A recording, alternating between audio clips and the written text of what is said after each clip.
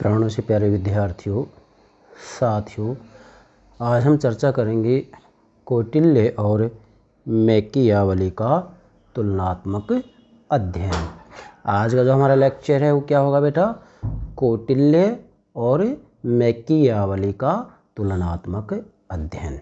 बेटा, कौटिल्य और मैकियावली से संबंधित प्रश्न सभी प्रकार की प्रतियोगिता परीक्षाओं में निश्चित रूप से पूछा जाता है।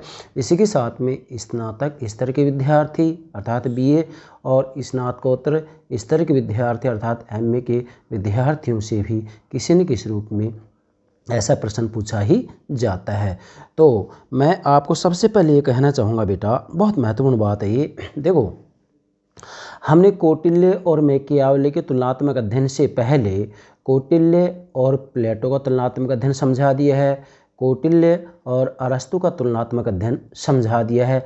आज हम कौटिल्य और मैकियावली का तुलनात्मक अध्ययन पढ़ाएंगे, आपको समझाएंगे। बेटा, वास्तव में अगर प्राचीन भारतीय राजशास्त्रियों की बात आती है तो सबसे महत्वपूर्ण जो राजशास्त्री हैं वो कौटिल्य ही हैं। अर्थात कौटिल्य की रचना अर्थशास्त्र के अंतर्गत प्राचीन भारतीय राजनीतिक विचारधारा का सार रूप है, सार संग्रह है। किसमें? कौटिल्य की रचना अर्थशास्त्र में। तो बेटा, कौटिल्य की जब तुलना की जाती है तो वास्तव में कौटिल्य और प्लेटो की तुलना करें, कौटिल्य और अरस्तु की तुलना करें और कौटिल्य और मैकियावली की तुलना करें तो जो कौटिल्य हैं, ये कौटिल्य, प्लेटो और अरस्तु के बनिस्पत मैकियावली से अधिक समानता रखते हैं। ये जरा ध्यान रखने की बात है। कौटिल्य, प्लेटो और अरस्तु के बजाय मैकियावली से अधिक समानता रखते हैं। बेटा, मैकियावली इटली के राजनीतिक विचारक हैं। इनकी महत्वपूर्ण पुस्तक द प्रिंस है। कौटिल्य प्राचीन भारत के राजनीतिक चिंतक हैं। इनकी रचना अर्थशास्त्र है। बेटा, मैकियावली धर्म और नैतिकता को राजनीति से अलग करने की बात करते हैं।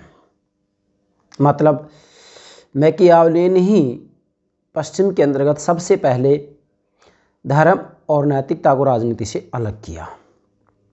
ये मैकियावली वही राजनीतिक चिंतक हैं जिनको कि आधुनिक राजनीतिक चिंतन का जनक माना जाता है। जरा ध्यान देंगे, आधुनिक राजनीतिक चिंतन का जनक किसको माना जाता है बेटा? मैकियावली को। पश्चिम की बात बोल रहा हूँ मैं, मैकियावली को। क्यों? क्योंकि मैकियावली ने अपनी रचना द प्रिंस के अंतर्गत मध्य युग के अंतर्गत जो धार्मिक संस्थाओं को, चर्च को, जिसको चर्च को, पोप को, पादरी को महत्व दिया जा रहा था राज्य से ज़्यादा, तो मैकियावली ने सबका खंडन कर दिया और मैकियावली ने स्पष्ट रूप में कह दिया, क्या कह दिया कि वास्तविक रूप में चर्च और राज्य के अंतर्गत राज्य प्रथम स्थान पर होगा और चर्च धर्म उसके अधीन होगा। इसलिए मैकियावली कह रहे हैं कि राजा को तो राज्य की चिंता करनी चाहिए, साधन तो सदा आदरणीय समझे जाएंगे। मतलब मैकियावली स्पष्ट रूप में कह रहे हैं कि राजा को तो अपने राज्य की चिंता करनी है बस। अब साधन पवित्र अपवित्र, नैतिक अनैतिक कुछ भी हो सकता है, इससे डरने की ज़रूरत नहीं है। मैकियावली ने स्पष्ट कहा। इसका मतलब मैकियावली के लिए देखा जाए तो साध्य का चयन कर लिया जाए, फिर साधन जो भी है नैतिक अनैतिक चलेगा। इसी प्रकार से कौटिल्य ने भी वास्तविक रूप में देखा जाए तो धर्म और नैतिकता की बात आती है तो कौटिल्य ने भी कह दिया था कि राजा को जब अपने उद्देश्य प्राप्ति की बात आती है तो उद्देश्य प्राप्ति के लिए वह किसी भी साधन का इस्तेमाल कर सकता है। तो इस हिसाब से देखा जाए तो इन दोनों में समानता दिखाई देती है। और इसी के साथ में मैं एक बात और कहूँगा बेटा, कौटिल्य मैकियावली के अधिक समीप है। इसी कारण कौटिल्य को मैकियावली का अग्रदूत भी माना जाता है। मैकियावली का अग्रदूत, चूँकि मैकियावली इटली के, भारत के जो है कौटिल्य हैं, लेकिन इसके बावजूद भी कौटिल्य को मैकियावली का अग्रदूत माना जाता है। क्यों? क्योंकि मैकियावली ने अपनी रचना द प्रिंस के अंतर्गत जो बातें लिखी हैं उन सब बातों को बीज रूप में हम कौटिल्य की रचना अर्थशास्त्र में देख सकते हैं, इसलिए कौटिल्य मैकियावली के अग्रदूत हैं। जबकि दूसरी तरफ यह भी कहा जाता है कि जो कौटिल्य हैं वो भारत के मैकियावली हैं। क्या? कौटिल्य भारत के मैकियावली। आपसे एग्जाम पूछा जा सकता है भारत का मैकियावली किसे कहा जाता है, तो आपका आंसर क्या होगा? कौटिल्य। क्यों? क्योंकि कौटिल्य की रचना अर्थशास्त्र के अंतर्गत मैकियावली ने अपनी रचना द प्रिंस में जो लिखा है वो सारी बातें इसके अंतर्गत हमें दिखाई देती है। किसमें? कौटिल्य की रचना अर्थशास्त्र के अंतर्गत। ठीक है बेटा। अब चूंकि तुलनात्मक अध्ययन कर रहे हैं हम, तुलनात्मक अध्ययन में दो बातें आ जाती हैं, कौटिल्य और मैकियावली के विचारों में क्या समानताएं और क्या असमानताएं, मतलब समानताएं और असमानताएं, ये दोनों ही बातें हमें देखनी है। इन दोनों बातों के आधार पर इनका तुलनात्मक अध्ययन किया जा सकता है। ठीक है बेटा, यहाँ तक क्लियर हो गया। अब हम एक एक बात को स्पष्ट करते हैं। देखिएगा बेटा, कौटिल्य की विचारधारा के सर्वाधिक समीप यदि किसी पाश्चात्य विचारक को रखा जा सकता है तो ये निश्चित रूप से मैकियावली ही है।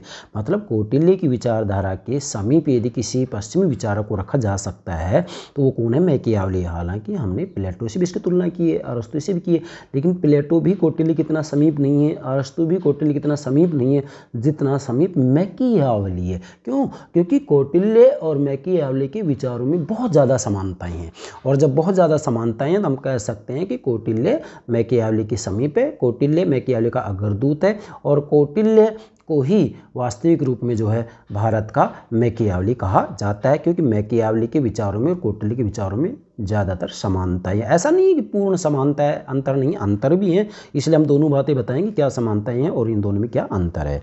चलिए, इन दोनों विचारकों की समानता के कारण ही, देखिए ध्यान दें, इन दोनों विचारकों की समानता के कारण ही कुछ विचारक कौटिल्य को मैकियावली का अग्रदूत कहते हैं। नोट करें, कौटिल्य को मैकियावली का अग्रदूत कहते हैं, तो कुछ अन्य विद्वान उसे भारत का मैकियावली कहते हैं। तो आपसे एग्जाम पूछा जा सकता है भारत का मैकियावली किसे कहा जाता है? कौटिल्य को कहा जाता है। क्यों?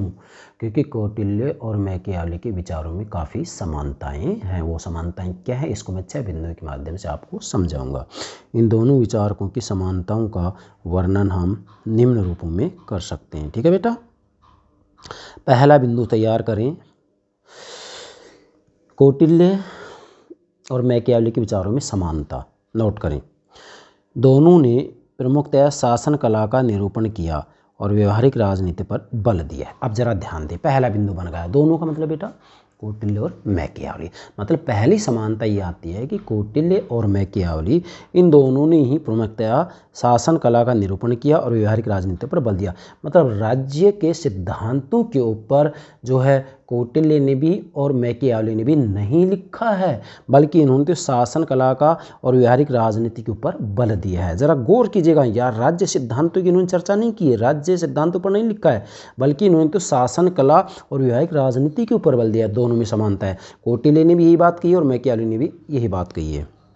राजदर्शन सिद्धांतों पर नहीं, मतलब राजदर्शन के सिद्धांतों के ऊपर, राज्य के सिद्धांतों के ऊपर इन्होंने बल नहीं दिया है, ना कौटिल्य ने ना मैकियावली। जरा देखिएगा कितनी महत्वपूर्ण बात है। वास्तव में दोनों ने ही राज्य की सुदृढ़ता, राज्य की मजबूती, उसके विस्तार के दृष्टिकोण से सोचा और लिखा है। कौटिल्य का महान ग्रंथ अर्थशास्त्र और मैकियावली का द प्रिंस संबंधी शासकों तथा राजनीति के लिए मार्गदर्शक ग्रंथ है। मतलब वास्तविक रूप में देखा जाए तो ये दोनों ही ग्रंथ शासकों तथा राजनीति के लिए मार्गदर्शक है। कौन दोनों ग्रंथ? कौटिल्य का अर्थशास्त्र, मैकियावली का द प्रिंस। अर्थात वास्तविक रूप में देखा जाए तो इन्होंने राज्य की सुदृढ़ता, मजबूती और राज्य के विस्तार के दृष्टिकोण से ही लिखा है। राज्य के सिद्धांतों के बारे में इन्होंने कुछ भी नहीं लिखा है। चलिए, दूसरी समानता, दोनों विचारकों में सर्वाधिक महत्वपूर्ण समानता धर्म और नैतिकता विषयक दृष्टिकोण के संबंध। जरा ध्यान दीजिएगा, मतलब कौटिल्य और मैकियावली के विचारों में यदि सबसे ज़्यादा समानता है तो वह धर्म और नैतिकता के बारे में इनका जो दृष्टिकोण है उसके बारे में। क्या है? राजनीतिक क्षेत्र के संबंध में दोनों ही विचारकों का दृष्टिकोण है कि श्रेष्ठ लक्ष्य की प्राप्ति के लिए सभी साधन उचित हैं। जरा ध्यान दीजिएगा, जस्टिफाइज द मीन्स, श्रेष्ठ लक्ष्य की प्राप्ति के लिए सभी साधन उचित हैं। मतलब यहाँ कौटिल्य भी कहते हैं कि आपका लक्ष्य श्रेष्ठ है तो साधन नैतिक अनैतिक है, पवित्र अपवित्र जो भी है, धर्म अधर्म पर आधारित हो, कुछ भी है उसको अपनाया जा सकता है। और मैकियावेली ने स्पष्ट कह दिया कि राजा को तो राज्य की चिंता करनी चाहिए, साधन तो साधारण समझे जाएंगे। मतलब मैकियावेली चूँकि इटली की हैं तो इटली का एकीकरण करना चाहते थे मैकियावेली, और कौटिल्य भी देखा जाए तो भारत का एकीकरण ही करना चाहते थे। ज़रा ये भी समानता है दोनों के अंतर्गत।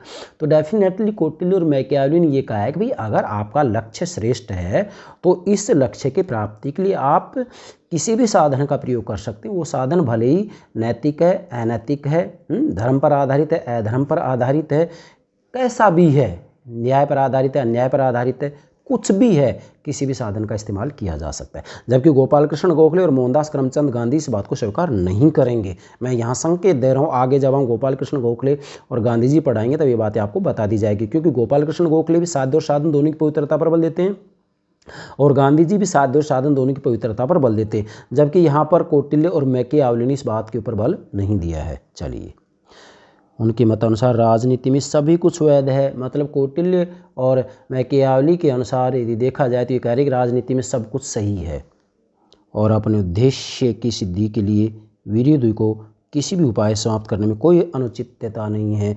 मतलब अपने विरोधी को किसी भी साधन से समाप्त करें।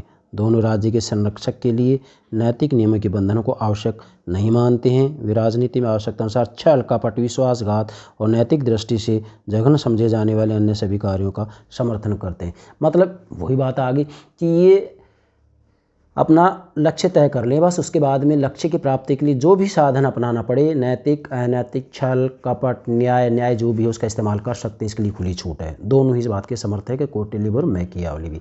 जबकि गोपाल कृष्ण गोखले और मोहनदास करमचंद गांधी जी ने स्पष्ट कहा है कि साध्य और साधन दोनों पवित्र होने चाहिए। ठीक है, इसके बाद में बेटा यहाँ ध्यान दे जरा, कौटिल्य ने आंतरिक प्रशासन तथा वैदेशिक संबंधों के संचालन के विषय में अनेक धूर्ततापूर्ण उपाय अपनाने का परामर्श दिया है। ठीक है, और बलवान राजा से रण क्षेत्र में हार जाने पर पराजित राजा विजयी राजा का पराभव किन धूर्ततापूर्ण उपायों से करे, इस संबंध में भी निर्देश देते हुए विजयी राजा पर विष प्रयोग का उपाय बताया गया है कि हारे हुए राजा के गुप्तचर रानी की किसी दासी को धनदान से वश में करे और इसके माध्यम से रानी पर विश्वास जमाए और राजा को ऐसी औषधि लगाने को कहें जिससे राजा सद और रानी के वश में रही। तो छल कपट हो रहे हैं यहाँ, और यह औषधि इस प्रकार से विष मिश्रित की जाए कि रानी द्वारा लगाए जाने पर राजा का प्राणांत हो जाए, मतलब राजा की मृत्यु हो जाए। अर्थशास्त्र में ऐसे अन्य उपाय भी बताए गए। मतलब अर्थशास्त्र के अंतर्गत छल कपट की बात की गई है। ठीक है, अनैतिकता की बात की गई है, अधर्म की बात की गई है। और इसी प्रकार मैकियावेली ने भी जो है राजा को सफलता प्राप्ति के लिए अनैतिक उपाय अपनाने का परामर्श दिया है। मतलब कौटिल्य ने भी अनैतिक उपाय अपनाने के लिए कहा है और मैकियावेली ने भी अनैतिक उपाय अपनाने के लिए कहा है ना, दोनों में समानता हो गई। जैसे उनके मतानुसार राजा को ऊंचे दर्जा का बहुरूपिया और ढोंगी होना चाहिए। भाई मैकियावेली कहते हैं कि जब मैकियावेली मतलब अपने इटली के एकीकरण की बात करते हैं तो राजा को परामर्श देते हैं कि भाई राजा को जो है कभी कभी जैसे गुप्त रूप में परीक्षा लेनी हो या गुप्त रूप में दुश्मनों को मारना हो तो इसके लिए वह जो मंदिर में मूर्ति होती है तो उस मूर्ति के अंतर्गत जो है सैनिकों को छुपाया जाए और जैसे ही जनसाधारण वहाँ पर आए तो ऐसी स्थिति में उनको वहीं पर मौत के घाट उतार दिया जाए। तो ज़रा देखिएगा यहाँ धर्म की आड़ में भी जो है मृत्यु दी जा रही है। और शत्रु को मारकर उनके लिए आंसू बहाने चाहिए। मतलब मैकियावेली कह रहे हैं कि शत्रु को मारने के बाद में आप झूठे आंसू बहाएं, झूठे आंसू, और उसे ऊपर से दिखाना चाहिए कि बड़ा दयालु धार्मिक सच्चा और वचनों का पालन करने वाला है, किंतु उसकी मानसिक रचना ऐसी होनी चाहिए कि वह आवश्यक पड़ने पर क्रूरता अधर्म और अनीति के सभी कार्य कर सके। इसका मतलब कौटिल्य ने ये बात की और मैकियावेली ने ये बात की, दोनों में पूर्ण समानता दिखाई देती है। तीसरी समानता, ये दोनों ही विचारक दृढ़ राष्ट्रवादी और अपने अपने देश की एकता स्थापित करने के लिए कटिबद्ध हैं। मतलब कौटिल्य उस समय भारत का एकीकरण कर रहे हैं और मैकियावेली इटली का एकीकरण कर रहे हैं। ज़रा देखिएगा, ये पूर्ण समानता है, ये दोनों ही एकीकरण करना चाहते हैं। क्यों? क्योंकि इटली भी उस समय 5 भागों में बटी हुई थी और इन 5 का एकीकरण करना चाहते थे मैकियावेली, और जो कौटिल्य हैं कौटिल्य भारत का एकीकरण करना चाह रहे थे। ज़रा देखिएगा, ये पूर्ण समानता है। और कौटिल्य ने एक विशाल राष्ट्र स्थापित करने के दृष्टिकोण से अर्थशास्त्र की रचना की। जरा ध्यान दें, यहाँ कौटिल्य ने एक विशाल राष्ट्र स्थापित करने की दृष्टि से अर्थशास्त्र की रचना की, और मैकियावली ने इटली की एकता स्थापित करने के लिए नरेश की रचना की, मतलब द प्रिंस ग्रंथ की रचना की। जरा देखिएगा, अभी एकीकरण के लिए इन्होंने रचना की है, और अपने अपने देश को विदेशियों के प्रभाव से मुक्त करने के लिए प्रयत्नशील थे। 3 समानता होगी। चौथा, दोनों अपने अपने देश के अनुभवों के आधार पर लिखा है तथा दोनों अपने अपने देश के मुख्य राजनीतिक पदों पर आसीन थे। जरा देखिएगा, दोनों ही जो हैं कौटिल्य और मैकियावली, इन्होंने अपने अनुभव के, अपने देश के अनुभव के आधार पर लिखा है, और दोनों ही अपने अपने देशों के मुख्य राजनीतिक पदों के ऊपर थे। कहाँ थे ये? कौटिल्य तो चंद्रगुप्त मौर्य का महामंत्री था, और मैकियावली लगभग 15 वर्षों तक इटली का प्रधान सचिव तथा यूरोप के अनेक देशों में राजदूत भी रहा था। कौन? मैकियावली। तो ये भी एक समानता होगी। इसके बाद में 5वीं समानता है, ध्यान दें बेटा, 5वीं समानता है,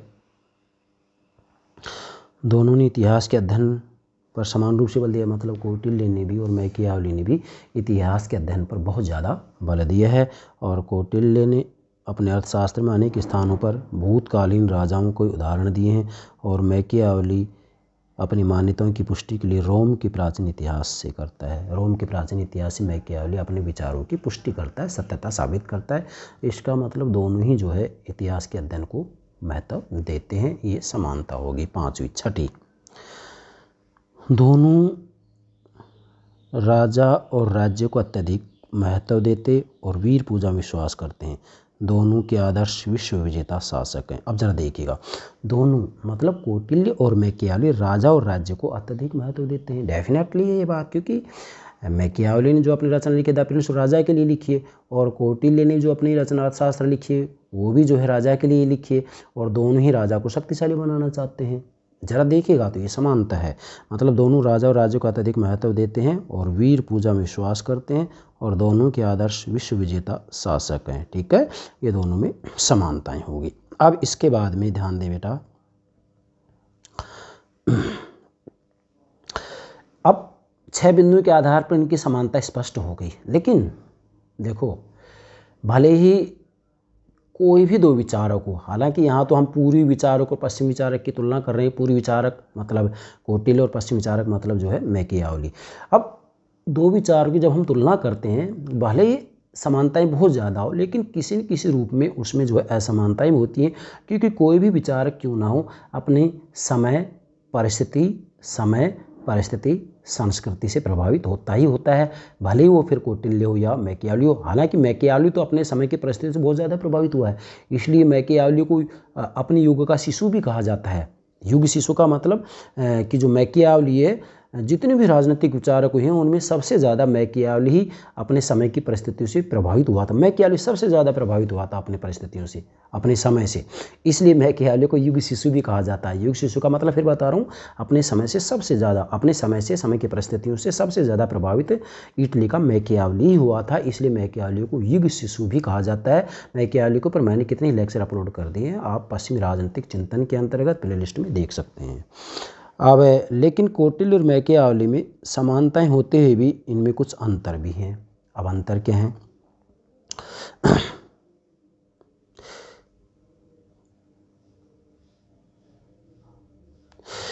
ध्यान करें, मैकियावली के विचार दर्शन केवल राजनीति से संबंधित है, किंतु कौटिल्य के अर्थशास्त्र में न केवल राजनीति बल्कि संपूर्ण मानव जीवन का अध्ययन किया गया। अब डिफरेंस देखेंगे, मतलब यहाँ आप लिखेंगे मैकियावली के विचार दर्शन केवल राजनीति से संबंधित हैं, लेकिन कौटिल्य के अर्थशास्त्र में न केवल राजनीति बल्कि संपूर्ण मानव जीवन का अध्ययन किया गया है। अंतर हो गया। अर्थशास्त्र राजनीति के साथ साथ अर्थशास्त्र मनोविज्ञान, कामशास्त्र और मंत्र शास्त्र का भी एक महत्वपूर्ण ग्रंथ है।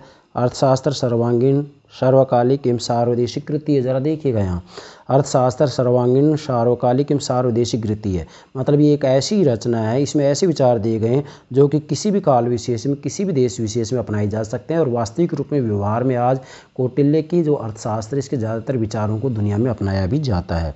और कौटिल्य का मानव जीवन का अध्ययन एवं ज्ञान मैकियावली की अपेक्षा अधिक सूक्ष्म, गहन और विस्तृत है। मैकियावली की अपेक्षा ज़्यादा गहन है।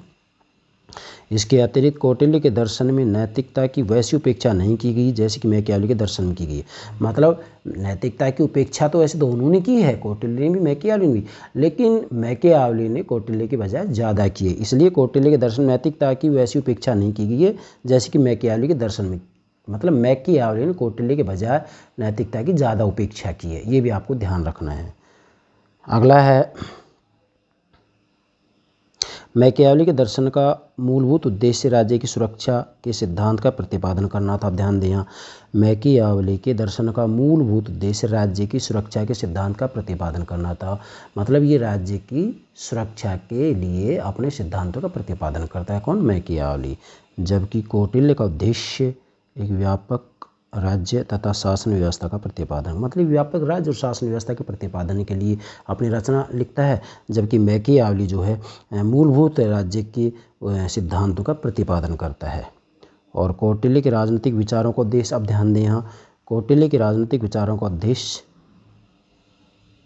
प्लेटो तथा अरस्तु की तरह व्यक्ति को पूर्णता का जीवन प्रदान करना है। अब ध्यान दें, यहाँ कौटिल्य के राजनीतिक विचारों का जो उद्देश्य है, कौटिल्य ने जो अपनी रचना अर्थशास्त्र लिखी है उसका उद्देश्य है प्लेटो अरस्तु की तरह व्यक्ति को पूर्णता का जीवन प्रदान करना। मतलब जैसे प्लेटो ने भी व्यक्ति के जीवन को पूर्णता प्रदान करने की बात की है, अरस्तु ने भी जो है व्यक्ति के जीवन को पूर्णता प्रदान करने की बात की है कि भाई राज्य में रहकर ही व्यक्ति के व्यक्तित्व का पूर्ण विकास हो सकता है। तो यहाँ देखा जाए तो कौटिल्य के राजनीतिक विचारों का उद्देश्य प्लेटो और अरस्तु की तरह व्यक्ति को पूर्णता का जीवन प्रदान करना है। इसका मतलब यहाँ जो कौटिल्य हैं वो प्लेटो और अरस्तु के निकट हैं, परंतु इस दृष्टि से मैकियावली को कौटिल्य के स्तर पर नहीं रखा जा सकता। जरा ध्यान दें, यहाँ इस दृष्टि मैकियावली को कौटिल्य के स्तर पर नहीं रखा जा सकता।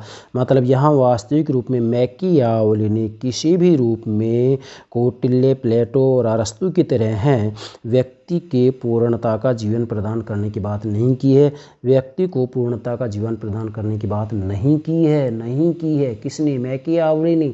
इसलिए यहाँ जो मैकियावली हैं वो कौटिल्य से भी, प्लेटो से भी और अरस्तु से बिल्कुल अलग बात कर रहे हैं। क्या बात कर रहे हैं? कि कौटिल्य, प्लेटो और अरस्तु ये व्यक्ति को पूर्णता का जीवन प्रदान करने की बात करते हैं, जबकि मैकियावली व्यक्ति को पूर्णता का जीवन प्रदान करने की बातें नहीं करते हैं। अतः इस आधार पर आप ये कह सकते हैं कि जो हमारे भारत के प्राचीन भारतीय राजनीतिक विचार के आचार्य कौटिल्य हैं, कौटिल्य की रचना जो अर्थशास्त्र है, इसके आधार पर हम ये कह सकते हैं कि कौटिल्य की जब समानता की बात आती है तो वास्तविक रूप में ये प्लेटो और अरस्तु के बजाय मैकियावली के ज़्यादा निकट हैं। बस इतना सा आपको ध्यान रखना है। इसीलिए कौटिल्य को ध्यान दें, कौटिल्य को मैकियावली का अग्रदूत माना जाता है और इसी कारण भारत का मैकियावली कौटिल्य को कहा जाता है। भारत का मैकियावली कौन है? कौटिल्य है। ठीक है बेटा, तो ये कौटिल्य और मैकियावली के विचारों में समानता और असमानता होगी। मुझे पूरा विश्वास है आप इन बिंदुओं के आधार पर कौटिल्य और मैकियावली के विचारों का तुलनात्मक अध्ययन बेहतर तरीके से कर सकते हैं और एग्जाम में किसी भी रूप में यदि आपसे प्रश्न पूछा जाए तो मुझे विश्वास है आपका आंसर गलत नहीं होगा।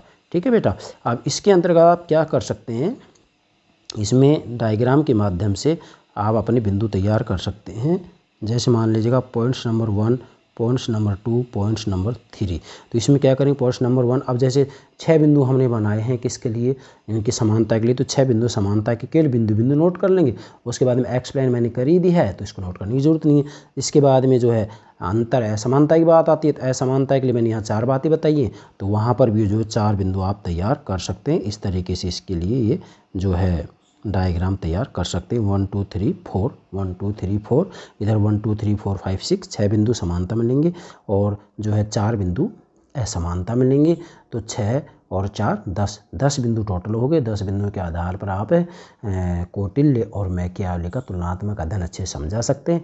भले ही स्नातक स्तर की परीक्षा में 20 नंबर का प्रश्न पूछा जाए या स्नातकोत्तर स्तर की परीक्षा 20 नंबर का पूछा जाए तो आपको कोई दिक्कत नहीं होनी चाहिए। और कंपटीशन में तो निश्चित रूप में कहीं से प्रश्न पूछा जा सकता है। तो उस हिसाब से तो मैं आपको प्रतिदिन एक लेक्चर अपलोड कर ही रहा हूँ कि भाई प्रतियोगिता परीक्षा की तैयार हो जाए। इसके साथ में जो है स्नातक और स्नातकोत्तर स्तर के विद्यार्थियों को भी राजनीति विज्ञान को समझने में कहीं कोई दिक्कत नहीं आए। ये सब बातें ध्यान में रखते मैं प्रतिदिन एक लेक्चर अपलोड करता हूँ। तो मुझे पूरा विश्वास है आप कौटिल्य और मैकियावली के तुलनात्मक अध्ययन को अच्छे से समझ पाएंगे। ठीक है बेटा, okay, thank you very much, thank you very much.